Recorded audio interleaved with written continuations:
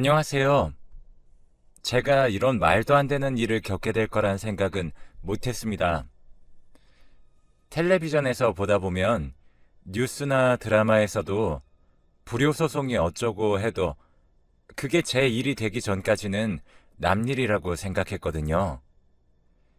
이 나이쯤 되면 신랑이랑 손잡고 하하호호 거리면서 손주들 재롱이나 보며 여유롭게 살 줄 알았는데 지금까지도 이렇게 바득바득 살아야 하는 현실이 야속합니다.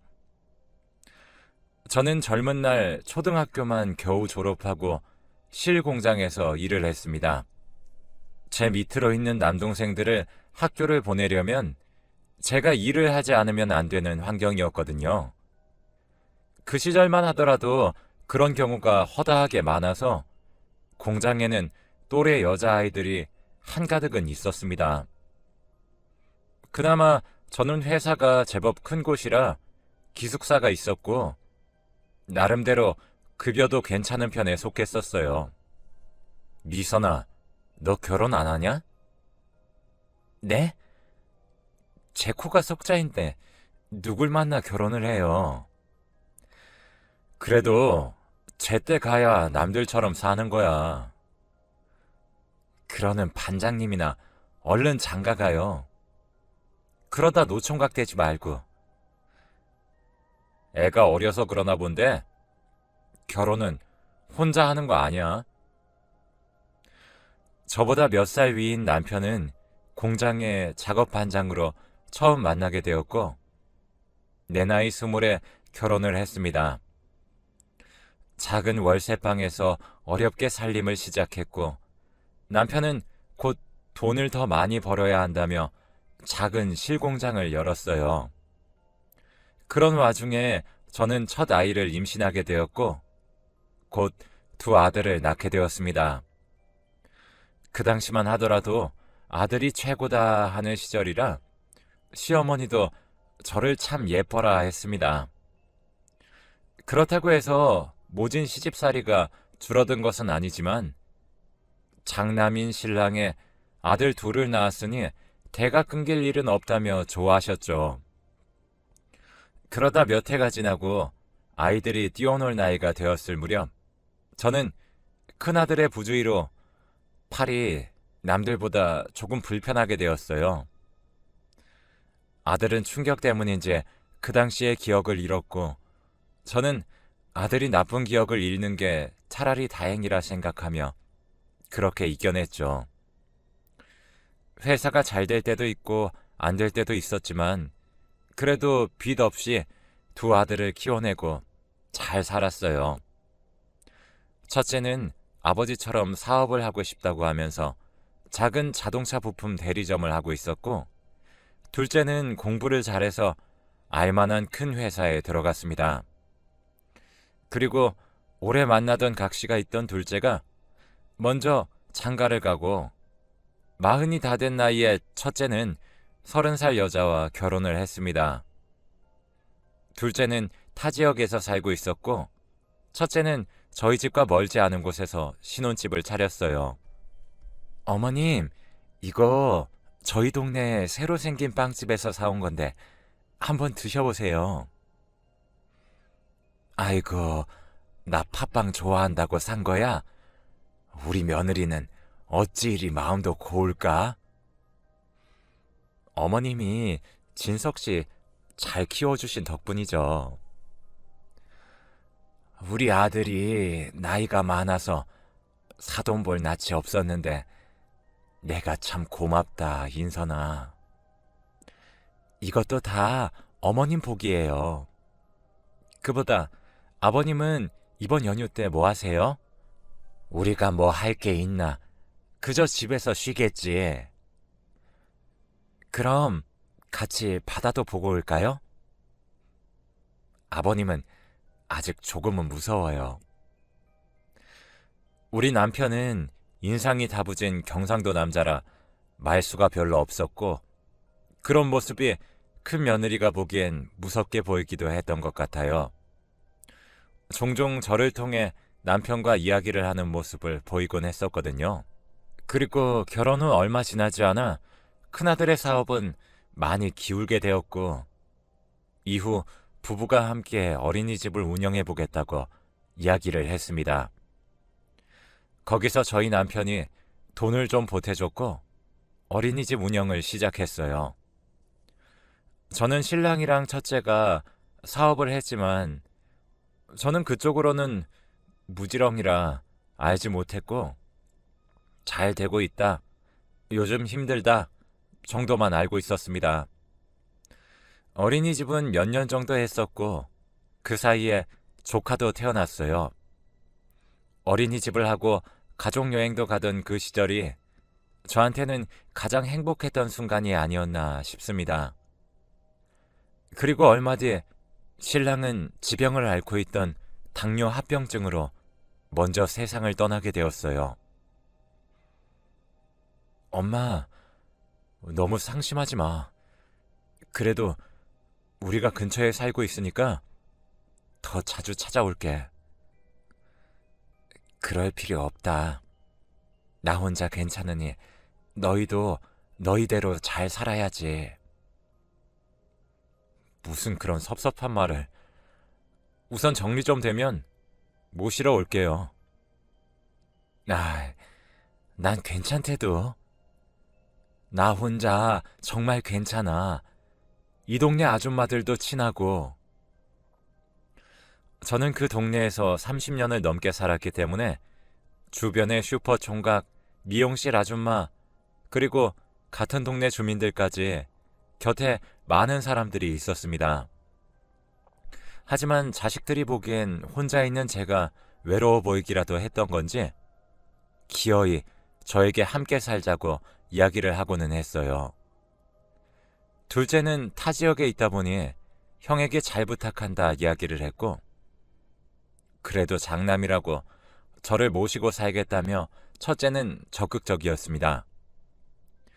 신랑이 떠나고 6개월 뒤 저는 아들의 집에 들어가서 살게 되었는데 매일같이 고기 반찬에 간단한 간식까지 챙겨주며 며느리가 아주 고생이 많았습니다.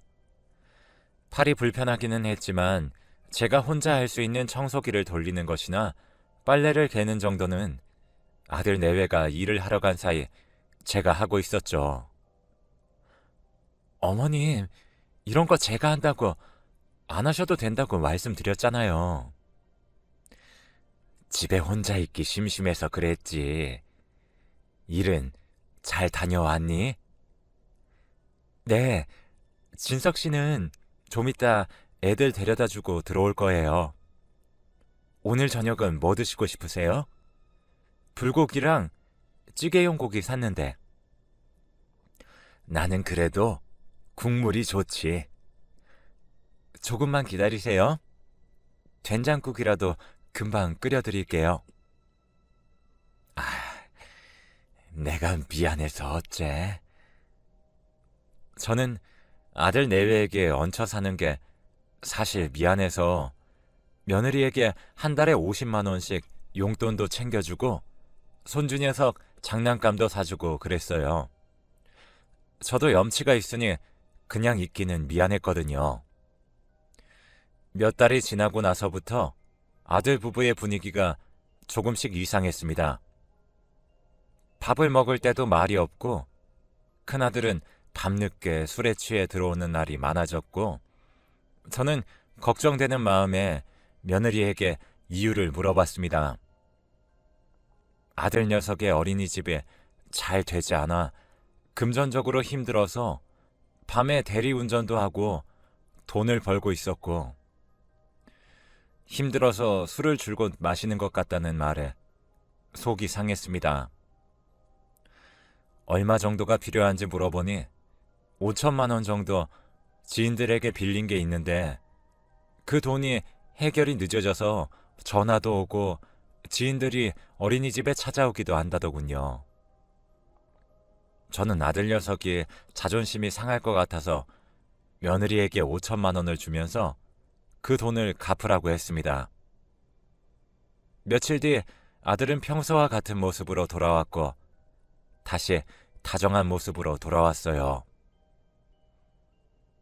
진서가, 이제 나 원래 살던 대로 돌아가야겠다. 집을 너무 오래 비우는 것 같아. 엄마, 안 그래도 그 집 이야기하려고 했는데 그거 그냥 팔고 우리랑 같이 지내는 거 어때? 집을 왜 팔아? 어차피 엄마 우리랑 같이 살고 있고 빈집으로 두면 그냥 돈만 나가는데 아깝잖아. 이 동네는 아는 사람도 없고 너무 심심해서 오래 못 있겠어. 그럼 여기 근처 문화센터라도 가봐. 엄마 아니면 우리가 엄마 집 들어가서 살겠는데 애 학교 때문에 우리가 이사를 못 가. 주변의 친척들한테 물어봐도 아들이 엄마를 모시는 게 효심이 가득하다고 아들 말 따르라고 하길래 저는 결국 집도 팔고 아들 집으로 완전히 들어갔어요. 혼자 있는 시간이 적적하기는 했지만 아파트 주변을 산책하며 그렇게 지내고 있었고 종종 놀러 오는 친척들을 만나는 게 유일한 낙이 되었습니다. 몇 년이 지나 아들은 둘이 나가서 이야기를 하자고 하더니 남편의 유산에 대한 이야기를 하더라고요. 남편이 죽고 나온 사망보험금은 차마 쓸 자신이 없어서 은행에 예금으로 묶어두었고 현금으로 있던 것들은 두 아들에게 나눠서 미리 증여를 해두었습니다. 엄마, 아버지 회사랑 재산들은 다 어떻게 해뒀어요? 그거 너희 다 나누어졌지. 회사는 그 전에 회사가 어렵다고 하던데 그런 건 잘 모르겠다. 아버지 사망보험금만 해도 2억쯤 되잖아. 갑자기 그건 왜? 아, 나 이번에 우리 이 집 정리하고 다른 사업을 생각하고 있어서. 아이고, 일을 꾸준히 해야지. 왜 자꾸 다른 데 손을 대? 어차피 어린이집은 와이프가 운영하던 거고 나는 운전만 했는데 뭐. 그래서 말인데 그 돈 나한테 투자 좀 해줘. 그건 안 되지. 그거 다 너한테 줘버리면 민철이는 어떻게 하고. 내가 벌어서 챙겨주면 되지. 장남이 잘 돼야 집안이 사는 건데. 분명 그 자리에서 딱 잘라 말을 했음에도 불구하고 집으로 돌아와서까지 큰아들은 물론이고 며느리까지 합세해서 저를 들들 볶기 시작했어요. 그런 와중에 집으로 웬 험한 사람들이 찾아와서는 큰아들을 찾기 시작했고 며느리는 흠칫 놀라며 저를 보고 방으로 숨으라고 했어요. 한참을 현관에서 시끄럽게 하던 남자들은 경찰에 신고를 받고 사라졌고 저는 놀란 가슴을 쓸어내리며 며느리에게 무슨 일이냐고 물었습니다. 저 사람들은 뭐야? 무슨 일이야? 그게 진석 씨가 사업한다고 사채를 좀 썼다나 봐요. 사채? 아이고, 뭐? 뭘 얼마나 어떻게 썼길래 집까지 찾아와? 3억 정도로 들었어요. 세상 무서운 줄 모르고 무슨. 애는 어딨어? 아마 근처 찜질방에 숨어 있을 거예요. 죄송해요, 어머님. 저는 당장 아들에게 전화를 걸었고 아들이 작은 목소리로 전화를 받으며 제가 돈을 빌려주지 않아 어쩔 수 없었다고 했습니다. 그제야 크게 잘못된 걸 깨달았죠. 우선 급한 불부터 끄자는 생각으로 집을 판 돈으로 빚을 내어주었습니다. 아들 내외는 또 고맙다고 하며 상다리가 부러질 듯 저에게 밥을 줬지만 이제 더 이상 그런 밥도 먹고 싶지 않고 그저 예전의 집에 돌아가서 혼자 살고 싶었어요. 사람이 참 처음이 어려운 거라고 그 후로도 큰아들은 이런저런 돈을 가져갔고 이제 더 이상 저도 나눠줄 돈이 없을 지경에 다다랐어요. 야금야금 작게는 몇십만 원에서 크게는 몇천만 원까지 그렇게 몇 년을 돈을 뜯어갔고 아파서 병원에 다니려고 체크카드를 긁었는데 그 많은 돈이 없어졌어요.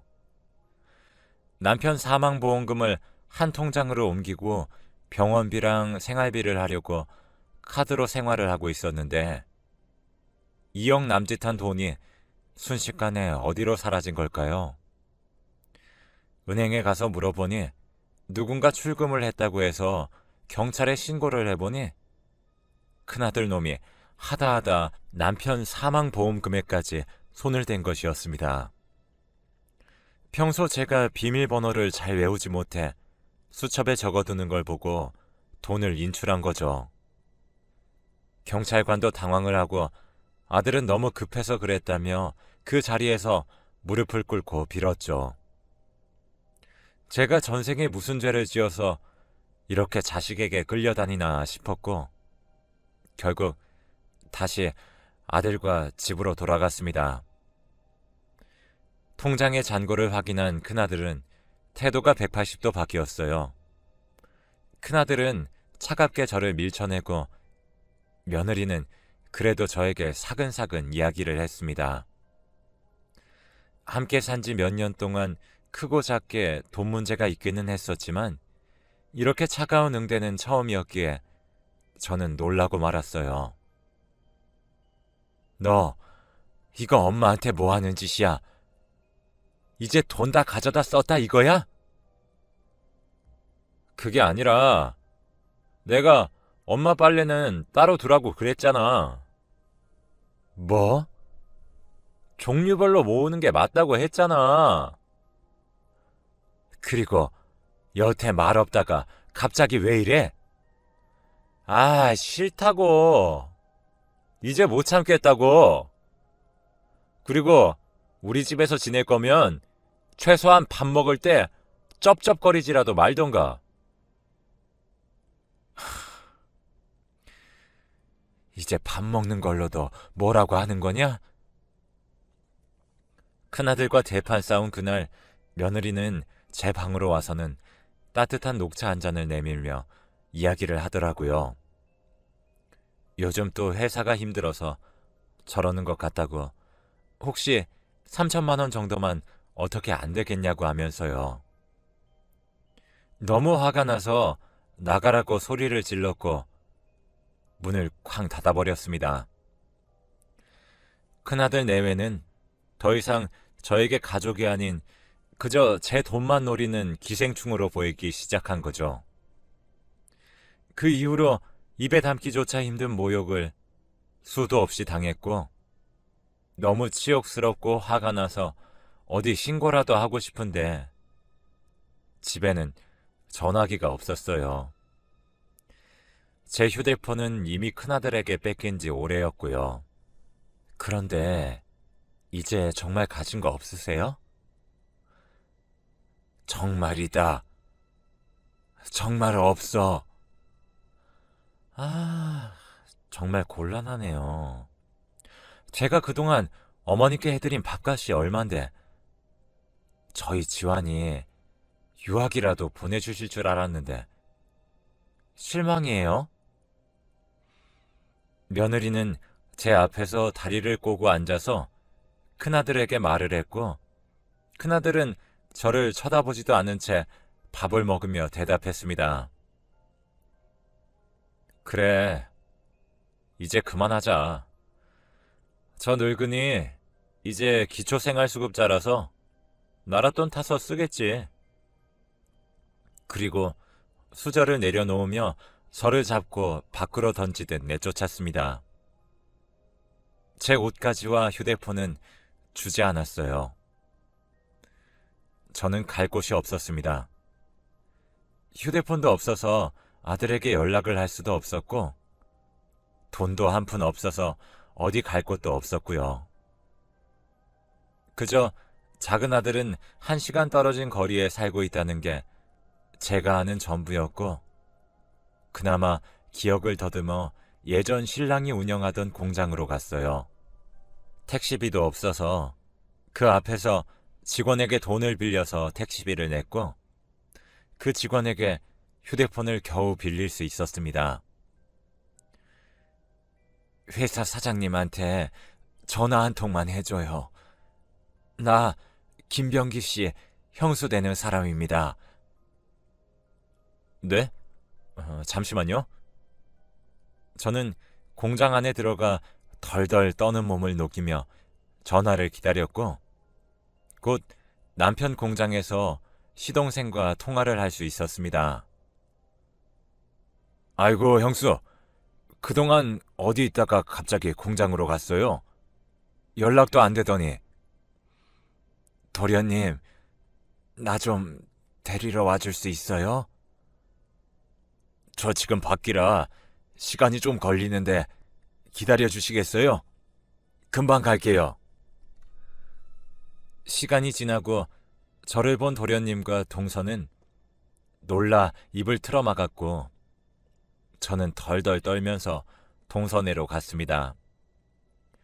그 집에서 정말 오랜만에 따뜻한 물에 씻고 따뜻한 밥을 먹었는데, 왜 그리 눈물이 나던지 나이 70살이 다 되어서 추하게 울어버렸고, 두 사람은 아무 말 없이 그 자리에서 한참을 앉아 있어 줬습니다.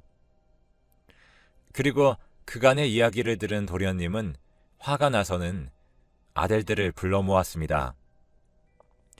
큰아들은 저를 보고도 태연하게 휴대폰도 놔두고 어디를 갔냐며 걱정하는 척을 했고, 그 모습을 보고 있으니 오만정이 다 떨어졌어요.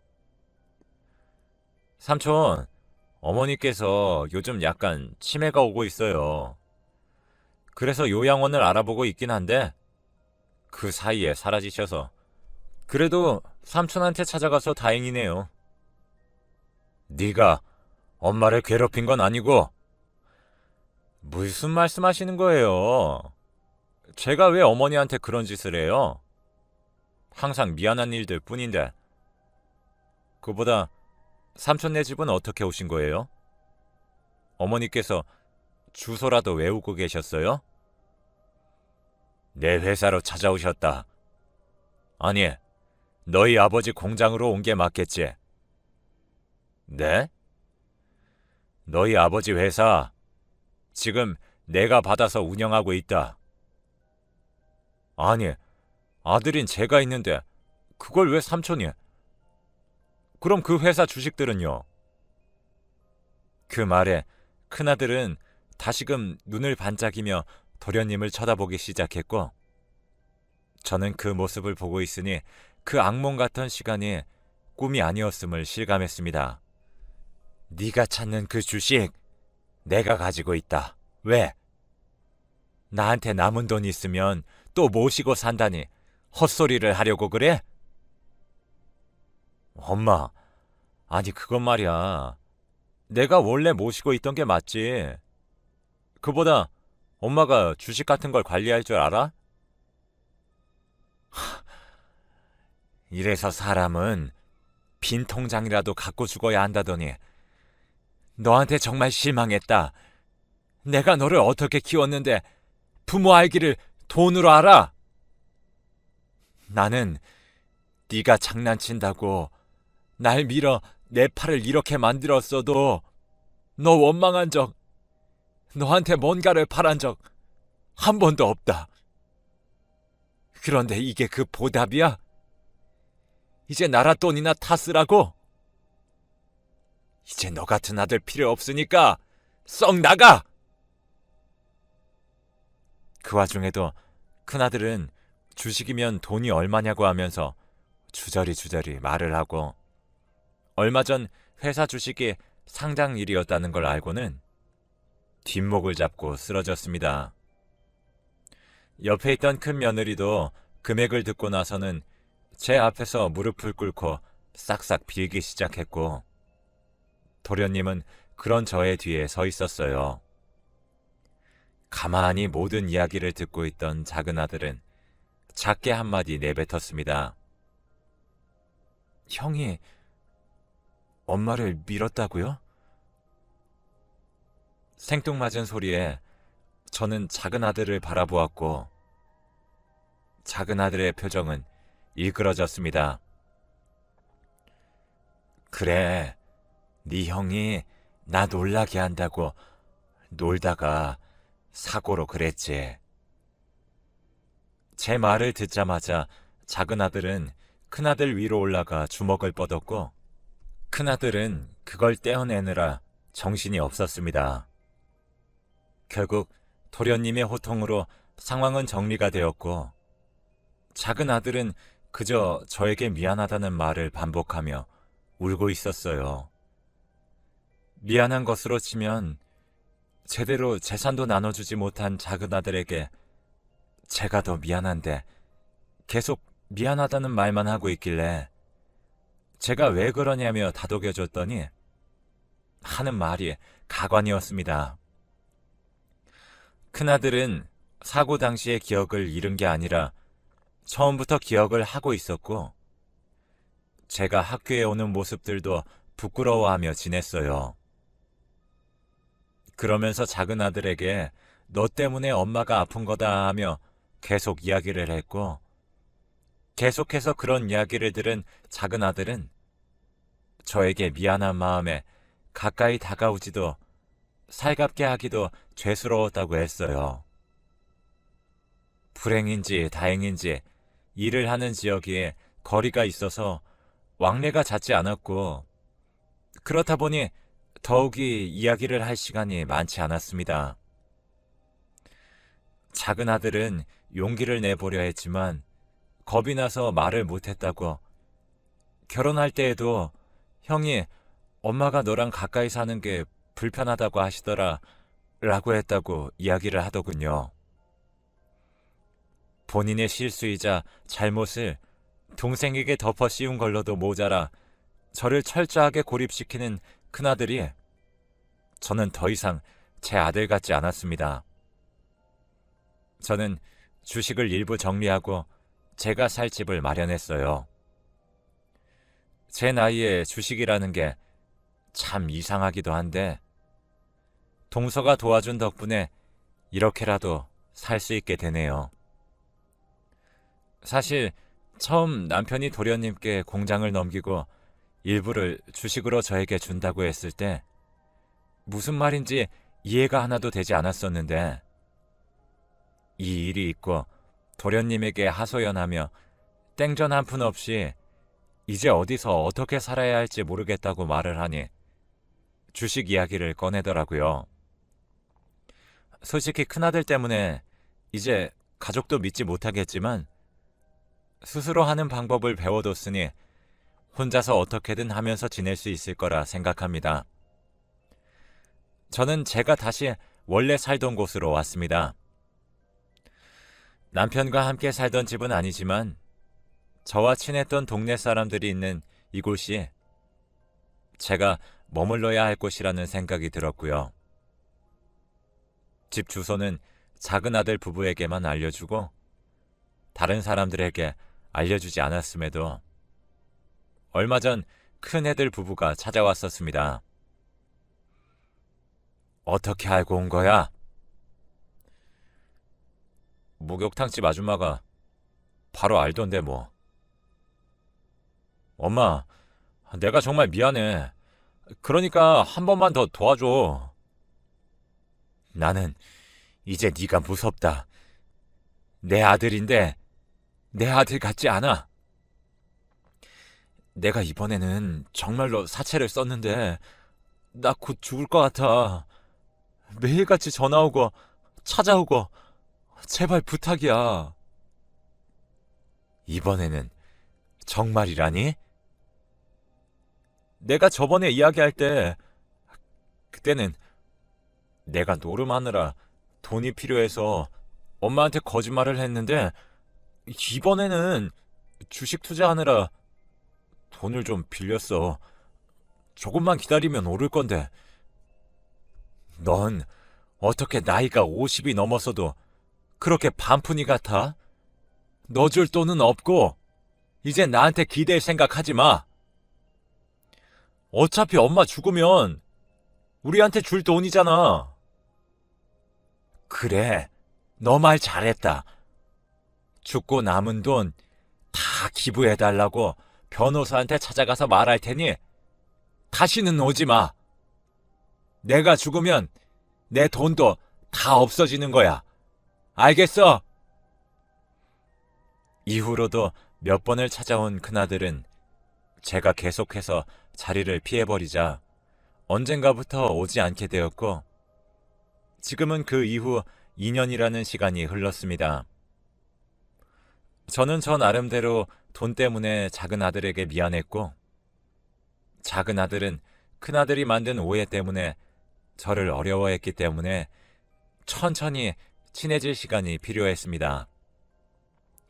그나마 다행인 건 작은 아들도 작은 며느리도 제가 밉지도 않은지 수시로 안부 전화가 오고 있어요.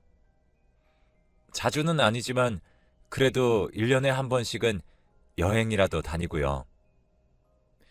미안한 마음에 아들 부부에게 얼마라도 챙겨주겠노라 이야기를 했더니 본인들은 차곡차곡 모아서 집도 한 칸 늘리고 차도 바꾸는 게 너무 즐겁고 보람차다고 합니다.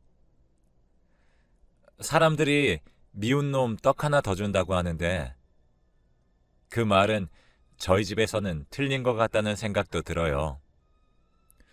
솔직히 돈 때문에 큰아들이 저에게 해코지라도 할까봐 무서워서 몇 년이 지나면 실버타운으로 들어갈 예정이지만 그동안에는 동네 사람들이랑 즐거운 추억만 만들려고 합니다. 그리고 혹시 궁금해하실 재산은 작은 아들 주려고 땅을 좀 사뒀고 변호사 통해서 유산으로 남길 수 있게 준비를 해두었습니다. 큰아들 말처럼 요즘 기억도 깜빡깜빡해서 이렇게라도 남겨두지 않으면 나중에 제가 또 큰아들의 꼬임에 넘어갈 것 같아서 기억해둬야 합니다. 작은 방에 갇혀 요강으로 생활했던 순간을 치매가 와서 기억을 잃어도 잊지 않을 것입니다. 그리고 컴퓨터 선생님이 제 이야기를 써주셨어요. 선생님, 글 써주셔서 고맙습니다. 늙은 사람 이야기